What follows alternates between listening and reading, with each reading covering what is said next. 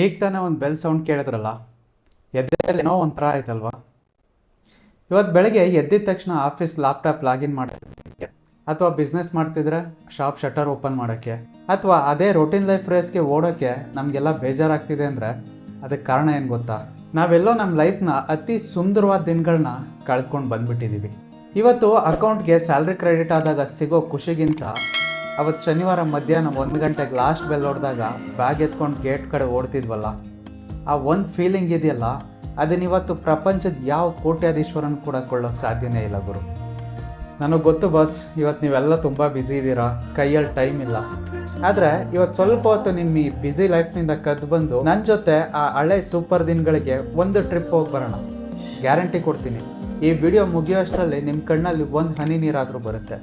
ಹಾಗೆ ನಿಮ್ಮ ಹಳೆ ಫ್ರೆಂಡ್ಸ್ ವಾಟ್ಸಪ್ ಗ್ರೂಪ್ಗೆ ನೀವೇ ಖುದ್ದಾಗಿ ಫೋನ್ ಮಾಡಿ ಮಗ ಸಿಗೋಣ ಅಂತ ಕೇಳ್ತೀರಾ. ರೆಡಿನಾ? ಹಾಗಿದ್ರೆ welcome to our school days.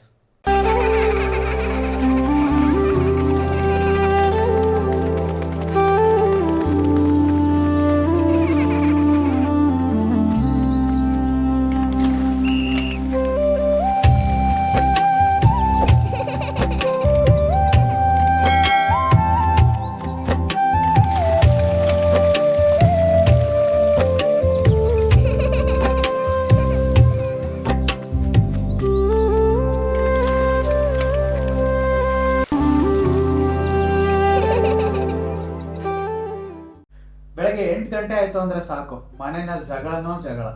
ನಮ್ಮ ಮನೆಯಲ್ಲಂತೂ 4 ಜನ ಮಕ್ಕಳಿದ್ವಿ. ದೋಸೆ ಅಥವಾ ರೊಟ್ಟಿ ಮಾಡಿದ್ದಿನ ನನಗೆ ಫಸ್ಟ್ ಬೇಕು ಅಂತ 4 ಜನನೂ ಜಗಳ ಮಾಡ್ತಿದ್ವಿ. ಕೊನೆಗೆ ನಮ್ಮಮ್ಮ 2 ರೊಟ್ಟಿ ಮಾಡಿ 4 ಜನಕ್ಕೂ ಅರ್ಧ ಕೊಡ್ತಾ ಇದ್ರು. ಸ್ಕೂಲ್ ಬೆಲ್ ಹೊಡಿಯೋದು 10 ಗಂಟೆಗಾದ್ರೂ ಕೂಡ ನಾವ್ 8 ಗಂಟೆಗೆ ಓಡೋಗಿ ಗೇಟ್ ಕಾಯ್ತಾ ನಿಂತಿರ್ತಿದ್ವಿ. ಇನ್ನು ಆ ಸ್ಕೂಲ್ ಬ್ಯಾಗ್ ಇದೆಯಲ್ಲ, ಅದ್ರಲ್ಲಿ ಜಗತ್ತಿನ ಎಲ್ಲಾ ಬುಕ್ಸ್ ಇರ್ತಿದ್ವೋ ಏನೋ, ಅದನ್ನ ಬೆನ್ಗೆ ಹಾಕಿಟ್ರೆ ಸಾಕು ನಾವೇ ಮುಂದೆ ಬಾಗ್ಬಿಡ್ತಿದ್ವಿ. ತೂಕ ಜಾಸ್ತಿ ಇರೋ ಆ ಬ್ಯಾಗ್ ಹೊತ್ಕೊಂಡು ಸ್ಕೂಲ್ಗೆ ಹೋಗೋದು ಒಂಥರ ಮಿಲಿಟ್ರಿ ಟ್ರೈನಿಂಗ್ ಥರ ಇರ್ತಿತ್ತು. ಅದರಲ್ಲೂ ಆ ಸ್ಕೂಲ್ ಅಸೆಂಬ್ಲಿ ಇದೆಯಲ್ಲ, ಹೈಟ್ ಕಮ್ಮಿ ಇರೋರೆಲ್ಲ ಮುಂದೆ, ಹೈಟ್ ಜಾಸ್ತಿ ಇರೋರೆಲ್ಲ ಹಿಂದೆ ನಿಲ್ಲೋದು. PT ಮಾಸ್ಟರ್ ಕೈಯಲ್ಲಿ ಒಂದು ಕೋಲ್ ಹಿಡ್ಕೊಂಡು ಸ್ಟ್ಯಾಂಡರ್ಡ್ ಈಸ್ ಅಟೆನ್ಷನ್ ಅಂತ ಕಿರ್ಚಾಡ್ತಾ ಇದ್ರು. ಅಲ್ಲಿ ಪ್ರೇಯರ್ ಹೇಳೋದ್ಕಿಂತ ಜಾಸ್ತಿ ಪಕ್ಕದವನಿಗೆ ಕಾಲು ತುಳಿಯೋದು, ಇಲ್ಲಾಂದರೆ ಯಾರಾದರೂ ಬಿಸಿಲಿಗೆ ತಲೆ ಸುತ್ತ ಬಿದ್ದರೆ ಹಬ್ಬ ಇವಾಗ ಪ್ರೇಯರ್ ಬೇಗ ಮುಗಿಯುತ್ತೆ ಅಂತ ನಮಗೆ ಬಿಸಿಲಿಂದ ಮುಕ್ತಿ ಸಿಕ್ತು ಅಂತ ಖುಷಿ ಪಡ್ತಿದ್ದ ಕ್ರೂರಿಗಳು ನಾವೆಲ್ಲ. ಕ್ಲಾಸ್ ರೂಮ್ ಒಳಗೆ ಹೋಗಿ ಲಾಸ್ಟ್ ಬೆಂಚ್ ಹಿಡಿಯೋಕ್ಕೆ ಮಾಡ್ತಿದ್ದ ಜಗಳ ಇದೆಯಲ್ಲ, ಇವತ್ತಿನ ಬಿಲ್ಡಿಂಗ್ ಸೈಡ್ ಜಗಳನೂ ಕೂಡ ಅದಕ್ಕೆ ಸಾಟಿ ಇಲ್ಲ. ಆದರೆ ನಾನಂತೂ ಫಸ್ಟ್ ಬೆಂಚ್ ಸ್ಟೂಡೆಂಟು, ಲಾಸ್ಟ್ ಬೆಂಚ್ಗೆ ಯಾವತ್ತೂ ಜಗಳ ಮಾಡಿಲ್ಲ. ಏನು ಹೋಮ್ವರ್ಕ್ ಮಾಡದೇ ಇದ್ದಿದ್ದ ದಿನ ಟೀಚರ್ ಕ್ಲಾಸ್ ಒಳಗೆ ಬರ್ತಿದ್ರೆ ಅಬ್ಬಬ್ಬ ತಲೆನ ಕೆಳಗೆ ಬಗ್ಗಿಸ್ಕೊಂಡು, ದೇವ್ರೇ ಇವತ್ತು ಟೀಚರ್ ನನ್ನ ನೋಡಬಾರ್ದು, ಬೇಕಿದ್ರೆ ನಾನು ಪಕ್ಕದವನ್ನ ಎಬ್ಬಸ್ ಕೇಳ್ಬಿಡ್ಲಿ ಅಂತ ಮುಕ್ಕೋಟಿ ದೇವತೆಗಳಿಗೂ ಲಂಚ ಕೊಡೋದು ಕೂಡ ರೆಡಿ ಇರ್ತಿದ್ವಿ. ಯಾರಾದ್ರೂ ಹೋಮ್ವರ್ಕ್ ಮಾಡದೇ ಇದ್ರೆ, ಸರ್ ಹೋಮ್ವರ್ಕ್ ಬುಕ್ ಮನೇಲೆ ಮರ್ತು ಬಂದ್ಬಿಟ್ಟಿದ್ದೀನಿ ಅನ್ನೋ ಯೂನಿವರ್ಸಲ್ ಸುಳ್ಳು.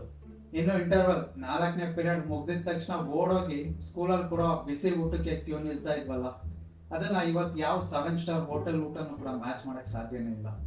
ಒಂದು ಪೆನ್ಸಿಲ್ ಕಳೆದವ್ರೆ ಇಡೀ ಕ್ಲಾಸ್ನೇ CID ತರ ಹುಡುಕ್ತಿದ್ವಿ.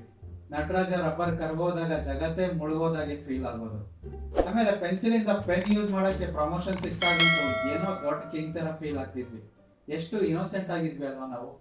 ಇವತ್ತು ನಮ್ಮ ವಾಟ್ಸಪ್ನಲ್ಲಿ 100 ಕಾಂಟ್ಯಾಕ್ಟ್ಸ್ ಇರ್ಬೋದು, ಇನ್ಸ್ಟಾಗ್ರಾಮ್ನಲ್ಲಿ 1000 ಫಾಲೋವರ್ಸ್ ಇರ್ಬೋದು, ನಮಗೆ ಬೇಕಾದ ಹಾಗೆ ಹೋಟೆಲ್ ಪಾರ್ಟಿ ಮಾಡೋಕ್ಕೆ ದುಡ್ಡು ಇರ್ಬೋದು.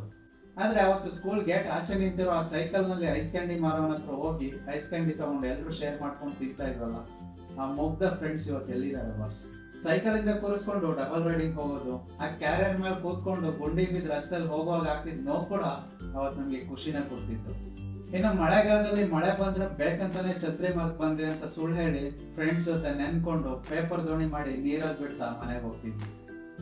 ಯಾರಾದ್ರೂ ಜಗಳ ಆಡಿದ್ರೆ ಜಸ್ಟ್ ಬೆರಳು ತೋರಿಸಿಟ್ಟು ಅನ್ನೋದು, ಮತ್ತೆ ಪ್ಯಾಚಪ್ ಆಗಕ್ಕೆ ಬೆರಳು ಜೋಡಿಸೋದು, ಎಷ್ಟು ಸಿಂಪಲ್ ಆಗಿತ್ತಲ್ವಾ ಆ ಸ್ನೇಹ. ಅಲ್ಲಿ ಇವತ್ತಿನ ತರ ಯಾರು ಎಷ್ಟು ಸಂಪಾದನೆ ಮಾಡ್ತಾರೆ ಅನ್ನೋ ಸ್ಟೇಟಸ್ ಇರಲಿಲ್ಲ, ಈಗೋ ಇರಲಿಲ್ಲ, ಜಾತಿ ಧರ್ಮ ಏನೂ ಇರಲಿಲ್ಲ, ಬರೀ ಪ್ಯೂರ್ ಫ್ರೆಂಡ್ಶಿಪ್ ಅಷ್ಟೇ ಇತ್ತು. ಆದ್ರೆ ಇವತ್ತು ನಾವೆಲ್ಲೋ ನಮ್ಮ ಬಾಲ್ಯದ ಗೆಳೆಯರು ಇನ್ನೆಲ್ಲೋ, ಎಲ್ಲರೂ ಲೈಫ್ ಅನ್ನೋ ರೇಸ್ನಲ್ಲಿ ಬ್ಯುಸಿ ಆಗಿಬಿಟ್ಟಿದ್ದಾರೆ. ಯಾರೋ ಎಲ್ಲೋ ಫಾರಿನಲ್ಲಿ ಸೆಟ್ಲ್ ಆದ್ರು, ಇನ್ಯಾರೋ ದೊಡ್ಡ ಕಂಪ್ನಿನಲ್ಲಿ ಇಂಜಿನಿಯರ್ ಆದ್ರು, ಇನ್ಯಾರೋ ಫ್ಯಾಮಿಲಿ ಬಿಸ್ನೆಸ್ ನೋಡ್ಕೊಳ್ತಿದ್ದಾರೆ. ಹಳೆ ಫ್ರೆಂಡ್ಸ್ ಗ್ರೂಪ್ಗಳಲ್ಲಿ ಎಲ್ಲಾದ್ರೂ ಮೀಟ್ ಆಗೋಣ, ಯಾವ್ದಾದ್ರು ಫಂಕ್ಷನ್ ಅಟೆಂಡ್ ಮಾಡೋಣ ಬಾ ಮಚ್ಚ ಅಂತ ಒಂದು ಮೆಸೇಜ್ ಹಾಕಿದ್ರೆ ಅದಕ್ಕೆ ಥಮ್ಸ್ ಅಪ್ ಇಮೋಜಿ ಬರೋದಕ್ಕೇನೆ ವಾರಗಟ್ಲೆ ಕಾಯ್ಬೇಕಾದ ಪರಿಸ್ಥಿತಿ ಬಂದಿದೆ. ನಾವು ಚಿಕ್ಕವರಿದ್ದಾಗ ದೊಡ್ಡವರಾಗಬೇಕು, ಕೈ ತುಂಬಾ ದುಡಿಬೇಕು ಅಂತ ಸಖತ್ ಆಸೆ ಪಡ್ತಿದ್ವಿ. ಆದ್ರೆ ಇವತ್ತು ಅನ್ಸುತ್ತೆ ದೊಡ್ಡವರಾಗಿ ತುಂಬಾ ದೊಡ್ಡ ತಪ್ಪು ಮಾಡ್ಬಿಟ್ವಿ ಅಂತ. ಅವತ್ತು ನಮ್ಗೆ ನಾಳೆ ಚಿಂತೆನೇ ಇರಲಿಲ್ಲ, ಇವತ್ತಿನ ಖುಷಿ ಅಷ್ಟೇ ಗೊತ್ತಿತ್ತು. ಅವತ್ತು ಸ್ಕೂಲ್ನಲ್ಲಿ ಆಟ ಆಡ್ಬೇಕಾದ್ರೆ ಬಿದ್ದು ಕಾಲ್ ಗಾಯ ಆದ್ರೆ ಜೋರಾಗಿ ಅಳ್ತಿದ್ವಿ, ಅಮ್ಮ ಬಂದು ಮುದ್ದಾಡ್ತಿದ್ರು.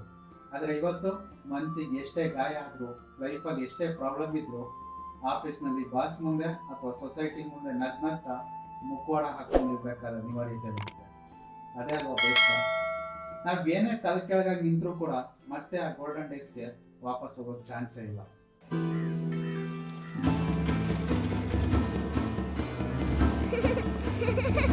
Hurry up, let's go!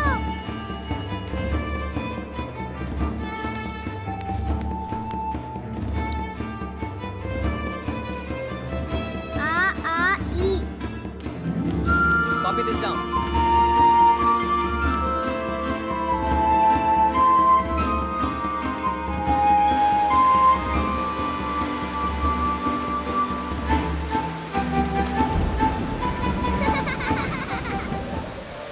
ಈ ವಿಡಿಯೋ ನೋಡ್ಬೇಕಾದ್ರೆ ನಿಮ್ ಬಾಲ್ಯದ ಒಂದಲ್ಲ ಒಂದ್ ನೆನಪು ನಿಮ್ ಕಣ್ ಮುಂದೆ ಬಂದ್ ಹೋಗಿರುತ್ತಲ್ವಾ? ನಿಮ್ ಸ್ಕೂಲ್ ದಿನಗಳ ಅತ್ಯಂತ ಕ್ರೇಜಿ ಆದ ಅಥವಾ ಮರೆಯಕ್ ಆಗದೆ ಇರುವಂತ ನೆನಪು ಯಾವುದು ಅಂತ ಕೆಳಗಡೆ ಕಮೆಂಟ್ ಮಾಡಿ. ಒಂದ್ ಸಣ್ಣ ರಿಕ್ವೆಸ್ಟ್, ತುಂಬಾ ದಿನದಿಂದ ಮಾತಾಡದೇ ಇರೋ ನಿಮ್ಮ ಹಳೆ ಬೆಂಚ್ ಮೇಟ್ಗೆ ಅಥವಾ ಸ್ಕೂಲ್ ಫ್ರೆಂಡ್ಗೆ ಈ ವಿಡಿಯೋನ ಶೇರ್ ಮಾಡಿ. ಯಾವುದೇ ಮುಜುಗರ ಇದೆ, ಮಗ ಇವತ್ತು ನಿಮ್ ನೆನಪಾಯ್ತು, ಬಾರ ಒಂದಿನ ಸಿಗೋಣ ಅಂತ ಒಂದು ಮೆಸೇಜ್ ಹಾಕಿ. ಯಾಕಂದ್ರೆ ದುಡ್ಡು, ಅಂತಸ್ತು, ಆಸ್ತಿ ಎಲ್ಲ ಆಮೇಲೆ ಮಾಡ್ಕೋಬಹುದು, ಆದ್ರೆ ಕಳೆದ ಸ್ನೇಹ ಮತ್ತೆ ಆ ದಿನಗಳು ಯಾವತ್ತೂ ಸಿಗಲ್ಲ. ಕಾಲ ಓಡ್ತಾ ಇರ್ಬೋದು, ಆದ್ರೆ ನಮ್ಮ ಆ ನೆನಪುಗಳು ಯಾವತ್ತೂ ಓಡಲ್ಲ. ವಿಡಿಯೋ ಮನ್ಸಿಗೆ ಮುಟ್ಟಿದ್ರೆ ಒಂದು ಲೈಕ್ ಕೊಡಿ, ನಿಮ್ಮ ಫ್ರೆಂಡ್ಸ್ ಗ್ರೂಪ್ಗೆ ಶೇರ್ ಮಾಡಿ, ನಮ್ಮ ಚಾನಲ್ಗೆ ಸಬ್ಸ್ಕ್ರೈಬ್ ಮಾಡ್ಕೊಳ್ಳಿ. ಮತ್ತೆ ಸಿಗೋಣ. Take care, bye bye.